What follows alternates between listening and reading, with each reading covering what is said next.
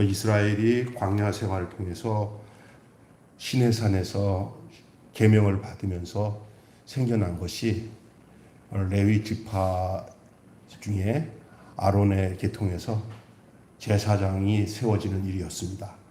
그리고 그걸 통해서 율법과 제사장 이렇게 그것이 계속 전통으로 이어졌던 것을 얘기했습니다. 그러나 히브리서는 그런 전통적인 것을 얘기하지 않고 그것을 거슬러서 멜기세덱에 대한 이야기를 합니다.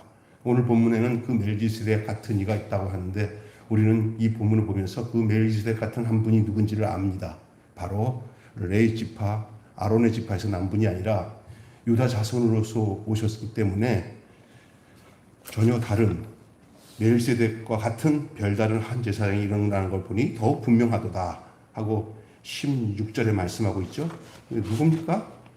또 11절에 보면 멜기세덱 반차를 따르는 다른 한 제사장을 세울 필요가 있느냐? 하고 묻잖아요. 누굽니까? 바로 예수 그리스도입니다. 우리는 이런 얘기를 하면서 오늘 본문을 통해서 성경 공부를 하자는 얘기가 아니라 오늘의 말씀으로 우리에게 이 말씀을 좀 생각해 보기를 원합니다. 그래서 오늘 말씀은 새 시대는 새 힘으로 라는 말씀으로 함께 은혜를 나누겠습니다. 복음의 그 생명력은 각 시대마다 변역 가능한 옷으로 갈아입고 나타났습니다. 여러분, 그 생명은 똑같은 생명입니다. 생명의 그 내용이 달라질 수는 없어도 생명을 담고 싸고 있는 그 시대적인 그 문화의 옷은 달라질 수 있어요. 그리고 그것이 달라져야만이 그것이 이해가 되어지고 그들의 삶에 그 복음의 생명력이 더 확실하게 드러나는 거잖아요. 그래서 복음의 유대함은 그 문화적 상황 속에서 시적절하게 표현되어 알아들을 수 있는 언어로 성육화했다는 것에 있습니다. 그래서 이 변화의 소용돌이 속에서 교회는 어떤 이야기로 세상과 소통해야 되는가라는 말입니다. 옛날 어렸을 때 보면은 주일날, 토요일날 완전히 가서 장을 보고 주일날은 전혀 뭘 하지 말아서 안식일을 지키는 개념을 주일 생활까지도 모든 것들을 미리 물건을 사가지고 이렇게 해요. 제가 이 물레동교에 있을 때 저기 경상도 저쪽에서 고신측에서 신앙생활하던 권사님 한 분이 오셨어요. 오셔가지고 말씀도 좋고 교회 분위기가 보수적이고 하니까 너무 좋아하다가 그 사모님이 주일날 뭐 이렇게 물건을 사가지고 막 하면서 믿음은 좋다고 하는 사모가 어떻게 저럴 수가 있나 하면서 막 갔더니 목사님이 왜 안 오냐고 그 권사님 새로 그 시골에서 올라오신 권사님 했더니 목사님 할 말이 있는데요.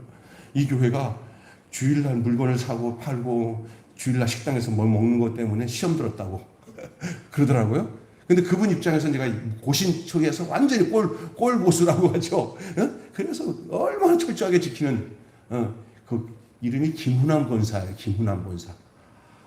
이 권사님이 막 시험 들었는데 그 한동안 이분이 그 그늘에서 그 생각에서 벗어나지 못해가지고 다시 이렇게 철저히 율법을 지키고 그 안식이 주일날에는 뭐 사 먹지 않는 그런 교회를 찾아다녀보니까 없어. 그런 교회가. 그 옛날의 이야기야. 옛날 이야기. 이분은 그 옛날 신앙을 지금까지 지켜온 거야. 근데 옛날 다 그랬어요. 진짜. 예? 뭐 옛날 같은 그 신앙의 스타일을 고집하면서 지금 복음을 전하려면 우리가 시대적으로 변질된 게 아니라 그건 정말 웃기는 거예요. 그걸 어떻게 성경의 내용을 알아듣고 하냐. 뭘 지키고 안 지키고가 문제가 아니라 더 중요한 것은 그 안에 있는 생명이거든요. 그렇다고 해서 그렇게 율법을 철저히 지키는 그분들을 나무라는 건 아니에요. 그런데 그런 분들이 뭘 하냐면 내가 지키는데 너는 왜 안 지키냐 하면서 사람을 판단하고 평가하는 것이 나타나니까 문제라는 거예요. 지키면 혼자 지키지 뭐 다른 사람 안 지키더라고 말하지 말고 그래야 되는데 왜 우리는 이렇게 하는데 왜 저 사람들은 저러냐 이렇게 되면 안 되거든요. 그게 옳다고 하면 자기 혼자 지키면 되는 거예요. 그리고 뭐 할 수 없는 것이죠. 근데 이런 게 참 어렵더라고요. 그게 딱 꽂혀 있으면요 이게 변화가 되지도 않아요. 제 신학교 다닐 때 제 친구 하나가 그런 친구가 하나 있었어요. 너무 철저하게 지켜요. 그래갖고 다 잘못된 거래요. 자기가 옳은 거래요. 그래서 그 권사님이랑 비슷한 스타일이에요. 주일날 절대 땀도 안 흘리고, 주일날은 조금 쉬고, 또 토요일날 뭐 다 준비하고, 그랬어요. 그러면서 얼마나 철저한지 몰라요. 근데 어느 날 제가 한 20년 후에 그 친구를 목회하는 현장에서 만났는데, 얼마나 주일날 자유로운지 몰라요. 에? 주일날 자유로운지 몰라요. 주일날, 만났는데, 짜장면 한번 사먹을까? 저라고. 아니, 왜 그러냐? 그랬더니 자기가 이 율법에 매여 있었다는 거예요. 예수께 매여야 되는데, 뭘 지켜야 된다는 것에 매여 있었다는 거예요. 지금도 우리 생각 속에 뭐 그렇게 해야지 하는데, 그렇게 지키는 것보다는 예수와의 나와의 관계, 그 생명력이 어디에 있느냐는 걸 알아야 돼요. 지난 과거 시대에는 그런 경우들이 참 통용이 됐어요. 앞으로 시대는요, 그렇게 그런 것에 대해서 벗어나지 못해서, 옛날 보세요. 갓 쓰고 상투 틀고 수염도 기르고 이렇게 살았던 사람들 지금까지 그렇게 지키면서, 어디서 부모가 준 것을 함부로 자르고, 어디서 여자들이 이렇게 짧은 치마를 입고 다녀 하고 이러잖아요. 그런 사람들은 그것이 전부다고 생각하면 망하는 거죠. 제가 어느 교회 가보니까 뭐 애들이 빨간 머리에다가 막 파랗게 막 염색하고 그렇게 하는데, 뭐 찬양도 드리고 기도도 해요. 사람 평가하면 안 돼, 함부로. 우리 그 신학교 때 우리 김웅조 목사님은 여자들이 빨간 옷에다가 막 이렇게 알록달록 옷을 입잖아요. 그러면 울면서 나가라고. 그러니까 할 수 없이, 야, 나가. 수업이 안 된다, 수업이. 그런데 그건 통했어요, 그때는요. 근데 지금은 그렇지 않아요. 그건 자유롭게 그 상황에서 외형적으로 어떤 것이냐 이렇게 따지면은 세상 속에서 그 복음을 담아내지를 못해요. 그렇기 때문에 문화적 상황 속에서 시적절하게 표현되어지는 거예요. 그런 것에다 생명 걸다가 보면 복음을 전하지 못하고 생명을 전하지 못하는 경우들이 왕왕 나타나기 때문에 그렇습니다. 그래서 지금 우리가 알아들을 수 있는, 표현력으로 알아들을 수 있는 언어로 성육화하는 데 있다는 거예요. 그래서 문화의 옷은 변합니다. 복음의 본질은 바뀌지 않아야 되지만, 변화의 소용돌이 속에서 교회는 이 이야기를 어떤 이야기로 이제 세상과 소통하면서 해야 되는가, 이런 부분의 이야기를 하면은 아직까지도 생각이 고루한 분들은, 그래서 이 자유주의가 생긴 거야 그러는데, 그런 것을 갖고 자유주의가 아니에요. 사람을 속이고 속과 겉이 틀리고 하면서 내면의 그 잘못된 것들이 악이지, 그 외면적인 것들, 그 속에 있는 것이 겉으로 드러나는 게 아니냐고 그러면서 따지는 그 자체가 문제가 되는 거예요. 언제가 때가 되면은요, 머리 자르지 말아도 머리 자르더라고요. 우리 아들 얘기 죄송하지만, 우리 아들이 초등학교 2학년 때부터 애가 머리를 알록달록하게 막 그냥 염색을 하는데, 아주 머리를 또 여기서 이상하게 길고 여기다 알록달록하고 막 그렇게 하고 싶은 거야. 너 임마 목사님만 아들이 그렇게 하면 안 된다고 내가 속으로 하는데, 걔도 물레동 퀴즈 때 다른 데나 다리 막 거기다가 뭐 염색을 하고 난리를 치고, 그게 좋은가 봐. 야, 걱정스러워서 착 참으니까 지금은 그런 거 안 해요. 그냥 다 깨끗하게. 그게 우리 재원인데. 뭐 이렇게 초등학생이 무슨 멋을 알아가지고 머리를 알록달록하게, 우리 집사람이 말려도 안 돼. 그냥 해야 돼, 그거. 근데 그게 뭐 잘못된 건가요? 그렇지 않잖아요. 때가 되고 기다리면 다 해결돼요. 목사님 아들이 하나가 또 있어요, 제 친구. 이게 중학교, 고등학교 때까지 이렇게 머리를 꽁지머리 하고 다니니까 학교에서도 유명해. 그런데 조금 지나니까 쭉 참고 있으니까 지가 알아서 그냥 자르더래. 왜 잘랐냐 그랬더니, 자기처럼 꽁지머리 하는 애들이 여러 명이 생기니까 하고 싶지가 않더래. 그 도우미 사모라고 아시죠? 도우미 사모가 어디다 청소년들 집회하러 가서, 오늘리 교회에서 사역하셨던 도우미 사모님, 그 유명한 분 있어요. 그 사모님이 청소년들 집회를 잘 하잖아요. 근데 아이들 보니까 옷을 막 이상하게 입고 막 옷을 찢어진 옷을 입고, 그래서 얘네들 이거 어떻게 하나, 얘네들이 하나 되기 위해서 나도 그렇게 좀 멋져요, 사모님이. 이쪽에도 옷을 청바지 쫙 찢어지고 이쪽에도 청바지 쫙 찢어지고 애들이 하는 헤어스타일로 딱 하니까 애들이 쭉 있다가 다음 달부터는 좀 찢어지는 옷은 안 입어요. 사모님한테 사모님이 그걸 입으니까 애들이 이제는 맛이 없다는 거예요. 걔네들 특별한 거예요. 그죠? 예? 그러더니 머리도 이상하게 애들이랑 비슷한 머리 하니까 그런 머리 하던 애들이 다 없어져요. 그 사모님이 하니까 이제는 구시대물이라고 생각하고는 애들이 다 벗어지는 거예요. 일부러 그러셨다고 하더라고요. 일부러. 이해가 되시죠? 목사님. 그죠? 예? 사모님. 그렇게 되는 거예요. 그러니까 여러분이 이게 그런 것에 대해서 너무나 시비를 걸고 뭐 이거 왜 그렇게 하냐 저렇게 하냐 너무 거기다 생명 걸지 말고 복음으로 예수 생명 전하면 그때 하나님이 역사하시는 줄로 믿습니다. 그래서 우리가 첫 번째 생각해야 될 것은 12절 말씀을 제가 읽어보니까 제사 직분은 바뀌어서서인즉 율법도 반드시 바꾸어지리니 그러잖아요. 바꾸어지는 거예요. 이 전통을 준수하기보다는 죽은 전통은 폐기해야 되는 거예요. 그리고 그래서 제가 여러분에게 얘기하는 것은 복음에 대해서 진실한 생명에 대해서는 보수여야 되지만 뭐를 적응해 나가는 데에서는 개혁적이고 진보적인 것이 참 중요한 줄로 믿습니다. 그래야 선교지에서 문화적인 충돌을 이겨낼 수가 있고요.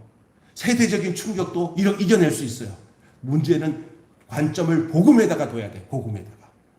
어떤 분들은 이거 젊은 애들 말이야 이거 큰일 났어 막 난리치잖아요. 큰일 난 게 젊은 애들이 아니라 자기 자신이에요. 우리 나이 드신 집사님 권사님들 젊었을 때는 또 그 어르신들한테는 얼마나 혐오 대상이었습니까? 그냥 짧은 미니스커트 입고 엄마들 얼마나 그 할머니들 할아버지한테는 얼마나 혐오 대상이었습니까? 그러나 그분들이 권사가 되고 사모님이 되어서 잘하잖아요. 예? 그런데 다행히 복음이 들어가고 그잖아요. 그래서 때가 되니까 다 알아서 되는 건데 문제는 뭐냐면 그것들 때문에 진짜로 온전한 것들을 잊어버려서 그 구원을 이루지 못하는 그런 유의 고마지 율법에 매어서 복음의 생명력을 잊어버릴 수 있다는 거예요. 그러니까 이 죽은 전통은 저절로 폐기됩니다. 여러분 옛날에 브라운관 텔레비를 보던 그 텔레비가 트랜지트 아직 발음이 안 되네.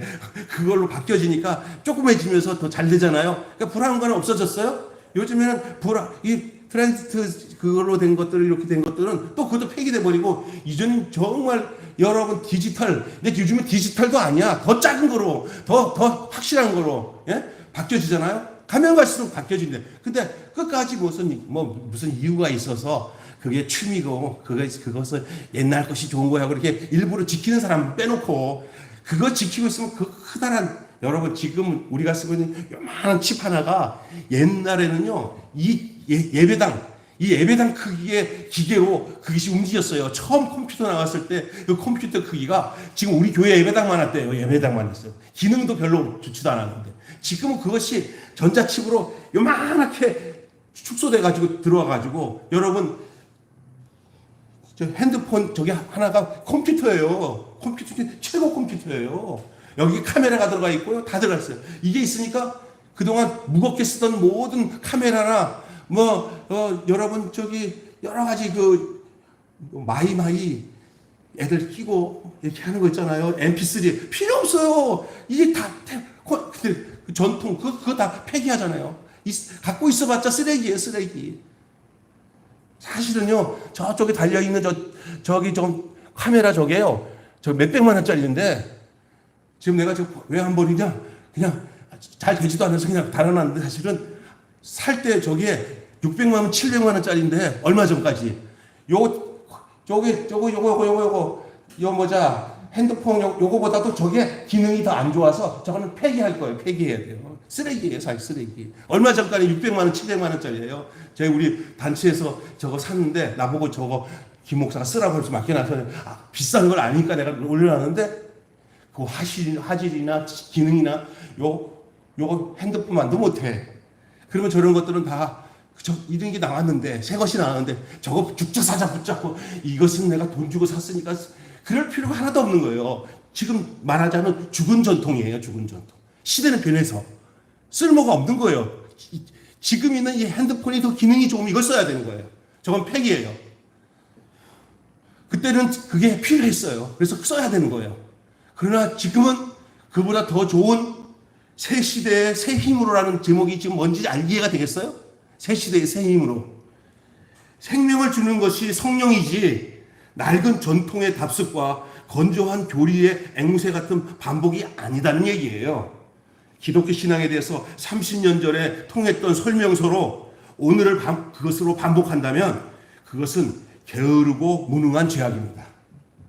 옛날 30년적 스타일로 울고 먹고 있으면 안 된다는 거예요. 시대적인 변화에 대해서 민감하게 반응하되 시대를 따라가는 건 아니고 시대에서 만들어진 그 기능들 있잖아요. 거기에다가 그 복음을 덧입혀서 그거 타고 가야 돼요. 여러분, 지금은 자가용 있어요?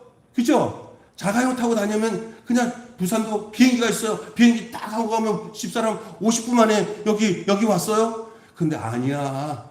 여수까지 걸어가야 돼. 하고 걸어가는 사람 있어요? 여수까지 뭐 타야 돼? 자전거 타고 가다가 죽어.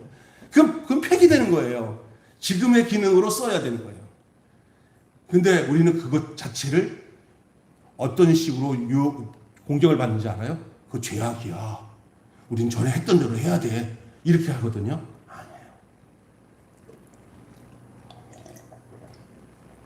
아니에요. 죽은 전통이 폐기되는 거죠. 다시 얘기합니다. 기독교 신앙에 대해서 30년 전에 통했던 설명서로 오늘을 반복한다면 그것은 게으르고 무능한 죄악입니다. 수신자, 받아들이는 사람의 입장에서 중심에서 들어지는 언어는 진리와 타협해서 되는 게 아니고 어떤 데서 시작되는지 아세요? 타인에 대한 사랑과 진지한 존중에서 되는 거예요. 진리는 여전히 우리가 타협해서 되는 게 아니라 진리는 우리를 덮어야 되는 거지. 우리가 진리와 타협을 해가지고 5대3으로 삽시다. 7대3으로 합시다. 당신 진리가 7하고 내가 할게요. 하면서 거래하는 것이 진리가 아니에요. 진리는 100이고 나는 빵이 되어서 진리로 나를 덮어버려야 되는 줄 믿습니다. 중요한 겁니다. 그러니까 그것에다가 논하지 마시고 타인에 대한 사랑과 진지한 존중이 더 중요한 거예요. 내가 그 진리의 말씀과 생명력 있는 복음의 능력으로 어떻게 사람을 대하고 살아가야 되는지가 관점이지. 그건 생각 안 하고 계속 그렇게 살 생각은 안 하고 계속 나 안에서 그거 갖고 6대3으로 할까 7대3으로 할까 그 타협을 하고 있다니까. 그게 신학 공부들이 대부분 그래요. 이 사람은 이렇게 7대3으로 막 우기고 이 사람은 8대2로 우기고 그런 게 아니라니까요. 우리는 논할 게 없어요. 진리랑은. 진리는 우리를 전부 다 점유하고 진리를 따라 우리는 순종하고 살아가되 어디다가 초점을 둬야 되냐? 타인에 대한 사랑과 타인에 대한 진지한 존중에다가 초점을 두시고 살아갈 것밖에 없는 게 진리 안에 사는 사람의 삶인 줄로 믿습니다. 이해가 되시죠? 예? 자, 그리고 16절 말씀 한번 보세요. 16절에 그는 육신에 속한 한 계명의 법을 따르지 아니하고 오직 불멸의 생명의 능력을 따랐으니 이 그는 누굽니까? 멜기세덱을 말하기도 하지만 멜기세덱의 반차를 따라오신 예수 그리스도를 말하는 거예요. 예? 그러면 계명의 법을 따랐던 자는 누구냐? 아론의 반차를 따른 사람들은 그 율법 아래 놓였기 때문에 계명의 법을 따랐겠죠. 그러나 멜기세덱의 반차를 따라오신 그 한 사람 제사장은 오직 불멸의 생명의 능력을 따라 되었다. 그래서 17절에 이렇게 얘기합니다. 증언하기를 네가 영원히 멜기세덱의 반차를 따르는 제사장이라 하였도다. 전에 있던 계명은 연약하여 무익함으로 폐하고 19절에 율법은 아무것도 온전히 못할지라 이에 더 좋은 소망이 이제 좀 이따가 할 거니까 그렇게 얘기하고요. 그래서 쇠하지 아니하는 생명의 능력이라는 거예요. 그게 바로 쇠하지 아니하는. 예수의 존재와 삶은 죽은 것을 살려내는 생명 그 자체예요.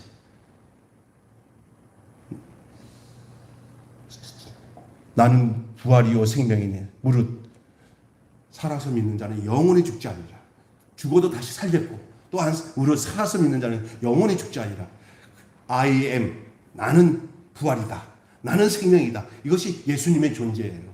내 말씀 들어서 내 가르침을 들어봐. 율법에 이런 얘기 안 하셨어요. 그냥 그분은 율법의 모든 부분들에 대해서는 논할 이유도 없는 분이었어요. 우리가 예수의 존재가 어떤 분인가? 예수의 삶은 뭔가? 바로 죽은 것을 살려내는 생명 그 자체예요. 생명 그 자체. 그 제자들은 성령의 세로 만해서 예수와 같은 그런 내면성과 변혁성이 드러납니다. 마치 우리가 볼 때 제자들의 모든 성령을 받고 초창기 초대교회 때 이제 흩어져서 사역하던 제자들의 모습을 보면 이것은 그냥 예수를 배우고 그냥 따라가면서 무능하게 그냥 사변적으로 쫓아다니는 그런 존재가 아니라, 아니 다시 강림하신 예수 같았다니까. 제자들이 가는 곳마다 그냥 예수 같은 삶을 그냥 오리지널로 나타난 거예요. 근데 우리는 어떤지 아세요? 우리는 예수님은 우리의 숭배의 대상이야.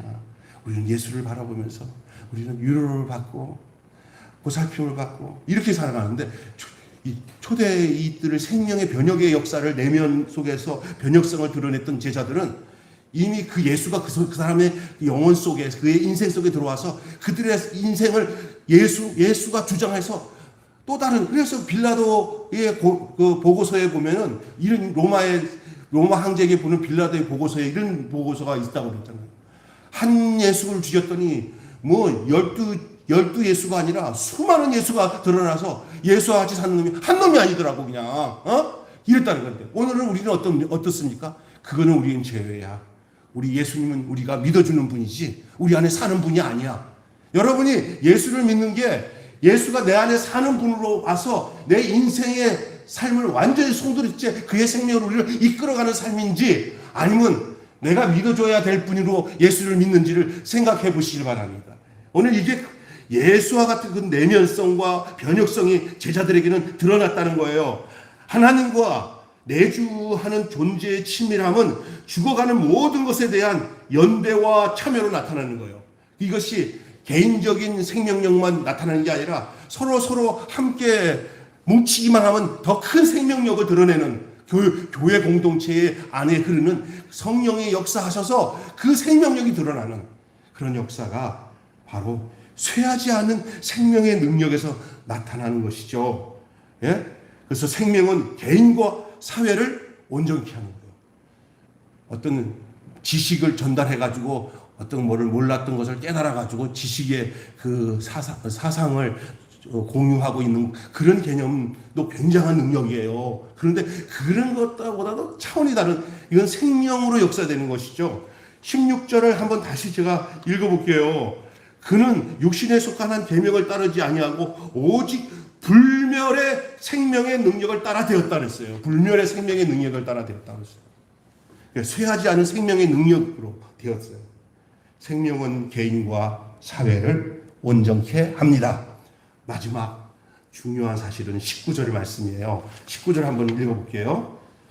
시작. 율법은 아무것도 온전하게 못할지라 이에 더 좋은 소망이 생기니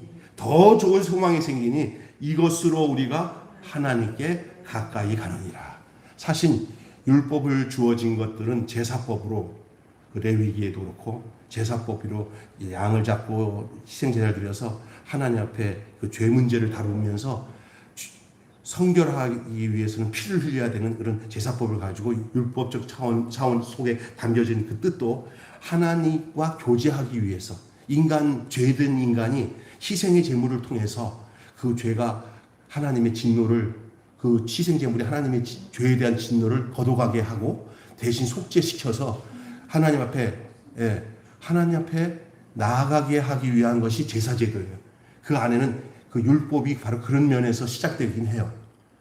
율법 자체가 뭐 영 아니다는 게 아니라 결국 율법은 더 온전한 것인 그 은혜로 이끌기 위한 하나님의 어떤 거룩한 이끄심 속에서 나타난 이야기들이죠. 이게 구약의 이야기들. 그래서 우리는 율법 볼 때 막 치부하지 말고 율법 속에 담긴 은혜를 찾아내야 돼요. 따라서 합시다. 율법 속에 담긴 은혜를 찾아내자. 찾아내면은 그때 누구를 만나냐면 나를 위해서 피 흘려 죽으신 어린 양이신 예수님을 만나게 되는 줄 믿습니다. 그럴 때 더 뜨거운 은혜가 있어요. 그러나 그런 하나님 예수를 알지도 못한 상태에서 율법에 딱 잡히면은 율법의 노예가 되는 거예요. 율법에. 그래서 율법주의적인 교회에 가면은 숨통이 막혀요. 그리고 또 하나는 정죄가 많아요. 너 왜가 틀렸어요. 이렇게 하자고 했는데 왜 이렇게 하냐고. 가정도 율법적으로 되고 하면 숨을 못 쉬어요. 숨을 못 쉬어요. 은혜는 용서가 있지만 율법은 용서가 별로 없어요. 그리고 또 하나는 잘못했을 땐 언제든지 심한 대가를 치러야 되는 게 율법이에요. 공포적인 거. 그래서 해라 하지 마라 하면 안 된다 하면 이런 법을 한다 이런 거를 할 때. 그러나 은혜의 법은 그렇지 않아요. 예. 율법의 모든 것들을 다 통달해요. 그래서 있는 그대로 말아요. 그래 사람이면 되고 그래 그럴 수도 있어 나도 그래 하면서 자기 성찰과 더불어 하나님의 은혜와 용서 가운데서 율법적인 거기에 얽히거나 매이지 않는 놀라운 은혜가 우리 주 예수 그리스도 안에 있음을 발견하게 되는 줄로 믿습니다. 그래서 우리에게 있어서 이 소망이 얼마나 중요한지 찬송가 중에도 이런 얘기가 있어요. 굳건한 반석이시니 그 위에 내가 서리라. 그 위에 내가 서리라. 그 앞에 뭐냐면 이 몸의 소망 무엔가 우리 주 예수 분일세. 우리 주 예수 밖에는 믿을 리 아주 없도다. 굳건한 반석이시니 그 위에 내가 서리라. 소망이에요. 소망은 새로운 구원의 이야기의 뿌리 내림과 그 지향에서 오는 흔들릴 수 없는 우리에게 주신 신념이에요. 그래서 로마서에서는 심지어 소망으로 구원을 얻는다 그랬어요. 그런데 어떤 사람들은 이 소망이 어떤 소망이냐? 세상에서 온 소망이 아니라 예수 그리스도로 말미암아 오는 소망이에요. 여러분 이 소망이 여러분에게 있기를 진짜 바랍니다. 예수로 온 소망은요 세상이 주는 소망과 전혀 달라요. 아까 전에 제가 저 요단강 건너편 찬란하게 되는 집 예루살렘 빛난 그 집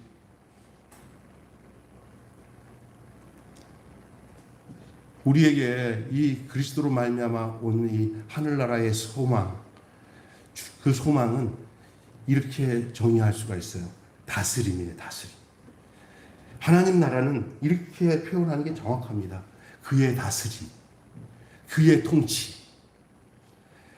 그러면 그 통치는 죽은 후에도 가서 저 천국에서는 완전한 통치의 그 정점을 때릴 거예요. 그러나 하나님의 약속은 우리가 이 땅에서 육신을 가지고 사는 날 동안에도 예수 이후의 삶은 하나님의 통치인 하나님의 나라가 임한다고 분명히 그게 복음으로 우리에게 증거된 거예요. 제가 이거를 알고 난 뒤에는요. 천국에서 살 것을 예행 연습하는 것이 이 땅이구나. 할렐루야.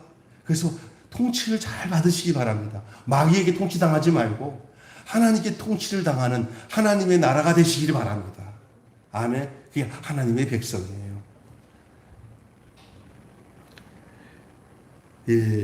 소망은 새로운 구원의 이야기의 뿌리내림과 지향성에서 오는 흔들림 없는 신념이에요. 뭐를 뺏어가도 절대 이거 안 뺏겨. 여러분 이런 게 있습니다. 세상 거 내 건강을 뺏어가도 내 돈을 다 뺏어가도 나는 믿음 내게 주어진 이 소망 이 구원의 나를 향한 예수님을 통한 나의 구원의 이야기는 내가 내 삶에서 이 스토리는 누구에게도 안 뺏긴다. 이렇게 살았던 것이 전부 우리의 선조들, 우리의 믿음의 선조들의 이야기예요. 아브라함서부터 모든 사람들이 그 이야기, 흔들릴 수 없는 주님이 은혜로 주신 신념, 내게서 온 신념이 아니야. 그 소망 속에서 생겨진 신념이에요. 이 희망의 영성은 죄와 사망의 세력이 위협하는 세상에서 그 너머에 있는 다른 나라예요. 이 다른 나라가 바로 다스림이라고 했잖아요. 다스림, 통치. 그래서 죽어서 영원히 하나님이 다스린 나라는 그것은 너무나 뚜렷하게 드러나는 다스림이기 때문에 긴장감도 없고 유혹도 별로 없는 완전히 피안의 세계가 우리가 죽은 후에의 다스림이지만, 우리 하나님이 진짜 눈여겨보고자 하는 것은 그 세계에 가서는 이미 끝난 게임이니까 볼 거 없고, 이 땅에서 희미하지만 이 땅에서 우리가 육신이 죽기 전에 이 희망의 나라를 누리고 경험하고 체험하는 모습을 우리 하나님은 보시면서 내 믿음이 크도다. 네가 내 아들 예수 안에서 다스림을 당하고 통치를 당하면서 어려운 굴곡과 유혹과 고통을 그 믿음으로 견디면서 기뻐하면서 사는구나 라고 주님이 주시하고 지켜보시며 쳐다보고 계신다는 사실을 잊지 마시기를 바랍니다. 아멘. 이게 믿음이에요. 그냥 이것 주세요, 저것 주세요, 내가 기도한 대로 얻었어요, 뭐 이게 진짜 믿음이 아니에요. 뭐 필요는 하겠지만 그건 아주 유치한 거예요. 우리는 그 유치한 믿음 안에서 머무르려고 해요. 뭐 기도해서 응답 받았습니다, 뭐 했습니다, 내 소원을 하나님께서 들어주셨습니다. 다 과정일 수는 있지만 거기서만 머물면 안 돼요.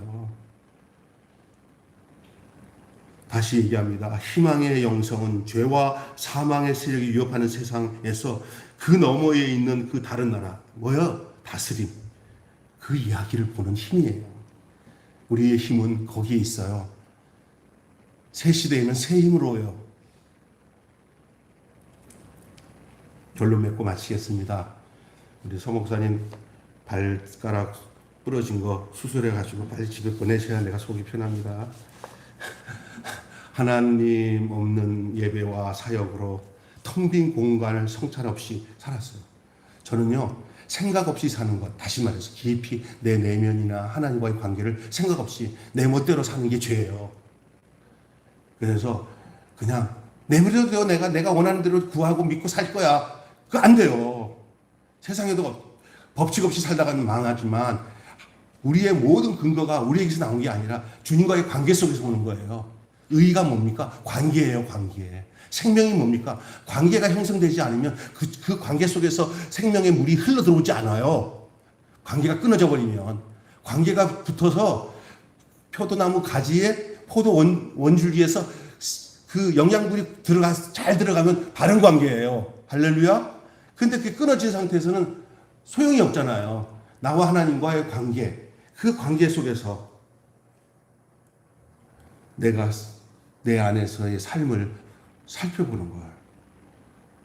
그러면 어떨 때는요, 정말 정신없이 생각 없이 살던 내가 얼마나 허탄한 것을 구하면서 믿음 좋다고 착각하고 살았는지를 뚜렷하게 발견하는 날이 와요. 그러면 사는 방향과 가치관이 달라요.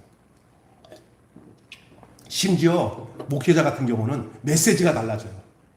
메시지가 사람들을 흥분시키고 사람들에게 그냥 세상적인 복 받으라고 하나님은 막 복 주시는 이게 막 그냥 구하면은 뭐든지 내가 원하는 대로 다 주는 그런 하나님으로만 가르치는 사람이 이게 아니구나.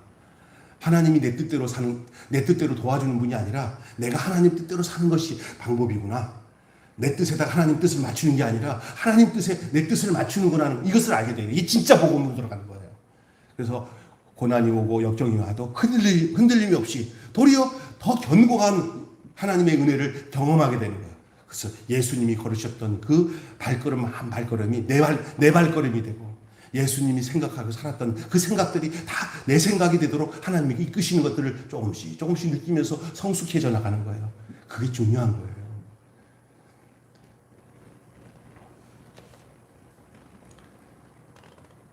하나님 없는 예배, 하나님 없는 사역,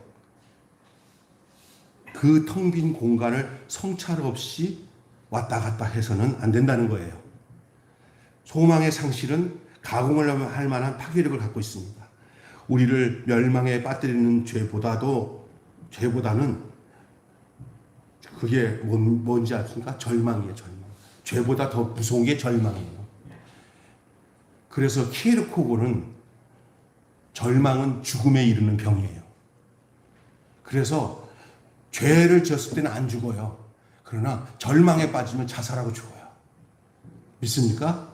그렇기 때문에 희망은 어떤 면에서는 생명보다 더 우리를 강력하게 이끌어요. 그래서 신앙생활하면서 예수 그리스도로 말미암아 오는 하늘나라의 다스림 속에 오는 그 희망을 잃어버리면 큰일 나요.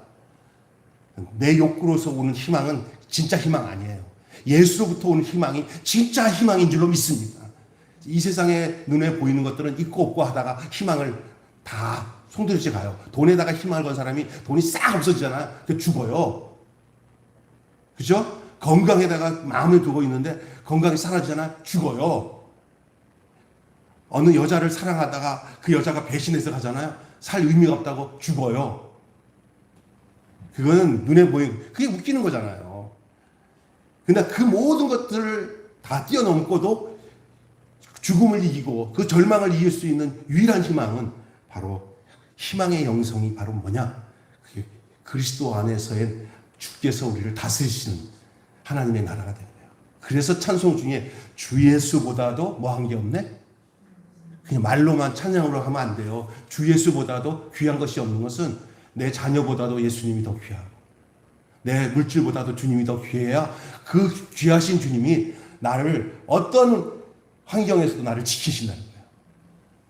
주님이 여러분을 지키시고 어떤 세상의 어떤 것으로 이해시키지 못하는 그 이해를 그 성령님이 오셔서 너는 내 자녀다, 내 딸이다, 내 아들이라는 이 분명한 신념과 확신 속에서 우리를 이끄실 때 우리는 희망을 잃지 않고 절망을 이기는 놀라운 역사가 있게 되는 것을 믿으시기 바랍니다. 그래서 우리를 멸망에 빠뜨리는 것은 죄보다도 절망입니다.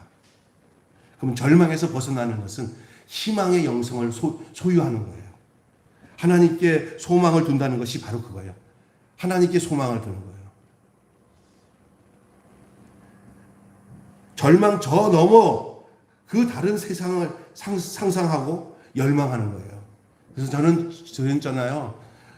이 땅에 살면서 우리 속에 죽은 후에 우리의 육신이 죽은 후에 영원히 주님 함께 있을 이 분명한 희망이 있다는 이 사실은 너무나 우리에게 큰 복인 줄로 믿습니다. 아니면 우리가 죽으면 저 여기 보세요. 권사님, 장로님, 또 여기 권사님들, 또 우리 소목사님들 시간이 얼마나 그런지 몰라요. 이번에도 오늘도 봤더니 이렇게 전에 내가 30대인 줄 알았더니 만났더니 내나 늙어가는 걸 모르고 그게 50대가 됐더라고요. 내 40대, 30대니까. 아, 너 몇 살이야? 목사님 나 50 넘었어요. 벌써 그래? 여기 저기 박정화 전사 되게 이뻐요. 완전히 처녀 때 우리 목사님 얘기 듣는데 처음에 우리 15년 전만 생각할 때는 박정화 전사 완전 그냥 그랬잖아요. 근데 어느 날 언젠가 목사님 저 우리 집사람이 아이고 흰머리가 막 있어요.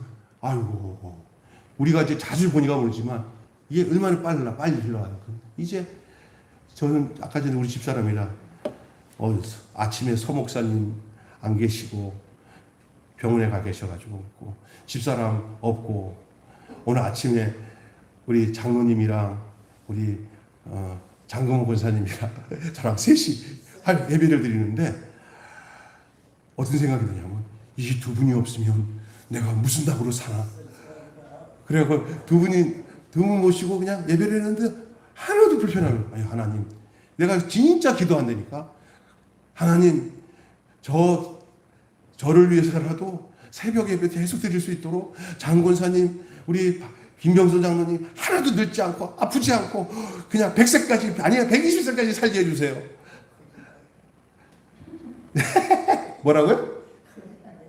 큰일 나게 괜찮아요. 하여간 우리 집사람이랑 그랬더니 우리 집사람도 맞대. 맞아. 그래요. 이 복받은 분이야. 목사들이 왜 사시는 거예요? 그러니까. 예. 그래 얼마나 그 좋은 거예요. 예. 그리고 이렇게 주옥 같은 말씀을 듣는데 제가 이런 설교하지만 교만해서 하는 게 아니라 저같이 복음적으로 설교하는 사람들 별 드물지 않아요. 맨날 복 받아라, 잘났다 이런 소리 하는 사람들은 천지지. 예? 다 훌륭한 목사님도 많지만, 그러니까 이 말씀 잘 듣고 우리의 소망이 이 세상이가 아니라 이 세상을 살되 예수로 말미암아 소망을 얻고 이 세상을 사는 거예요.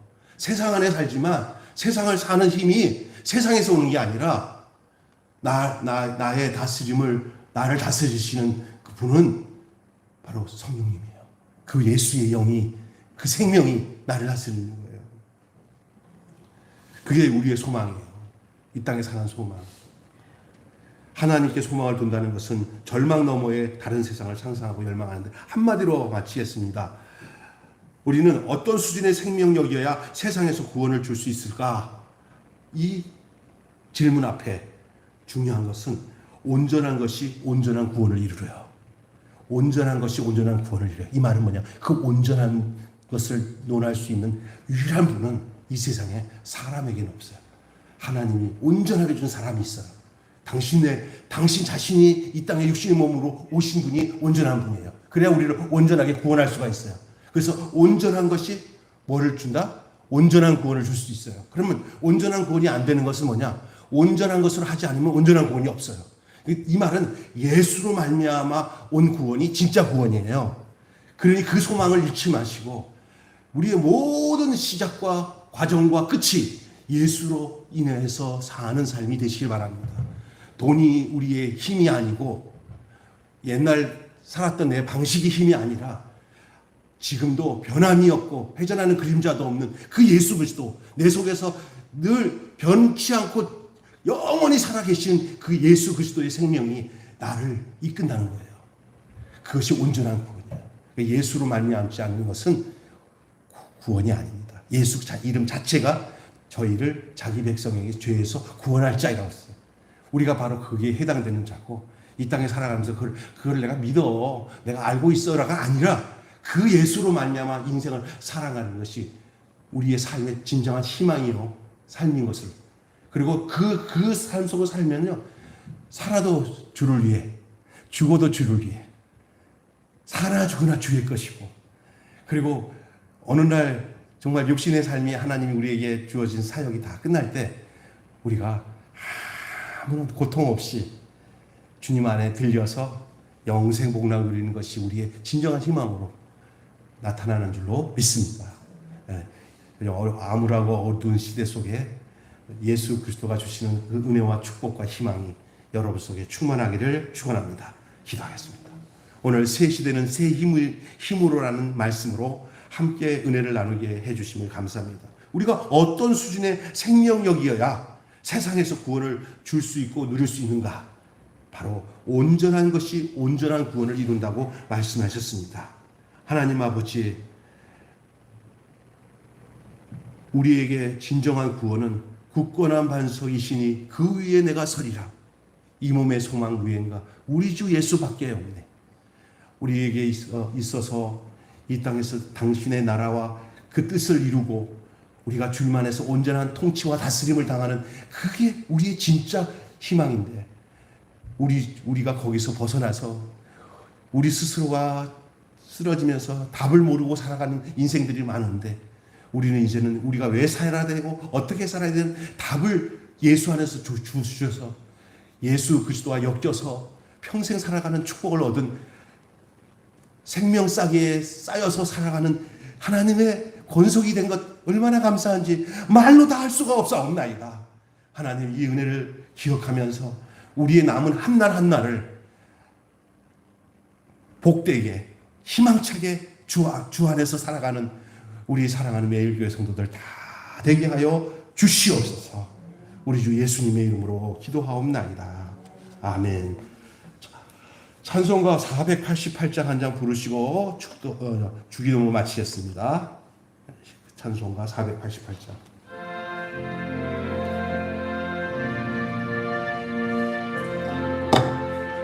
이 몸의 소망 위엔가, 이 몸의 소망 위엔가 우리 주 예수뿐일세. 우리 주 예수 밖에는 믿으리야 주 없도다.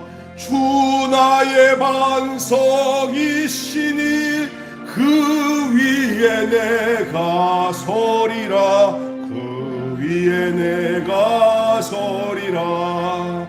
무섭게 바람 부는 바 물결이 높이 설렐 때 우리 주 크신 은혜에 소망에 닿을 줄이라. 주 나의 반석이시니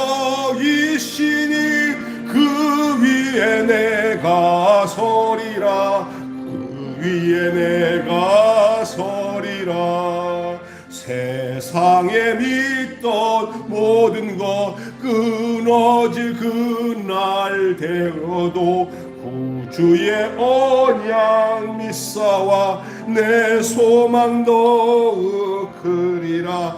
주 나의 반석이시니 그 위에 내가 서리라. 그 위에 내가 서리라. 바라던 천국 올라가 하나님 앞에 배울 때 구주의 의를 힘입어 어여치 바로 서리라. 주 나의 반석이시니 그 위에